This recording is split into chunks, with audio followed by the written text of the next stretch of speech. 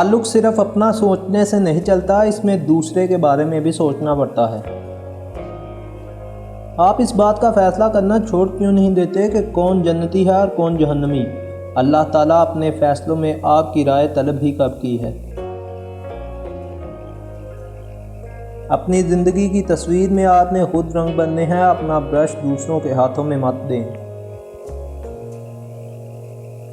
बर्दाश्त की सलाहियत खुश नसीबों को ही मिलती है। अखलाक का हुस्न जब इंसान में आ जाए वो खालिक और मखलूक दोनों का महबूब बन जाता है।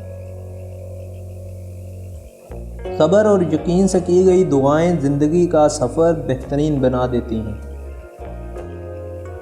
अगर आपको कोई कहे कि हराम ताल्लुकात के बड़े जानलेवा कफ़ारे अदा करना पड़ते हैं, ये ताल्लुक़ मुंह के बल गिराता है, तो ज़रूर यकीन कर लेना, क्योंकि ऐसा ज़रूर होता है। ज़िंदगी आसान किसी की नहीं होती, बस अपनी अपनी अदाकारी होती है।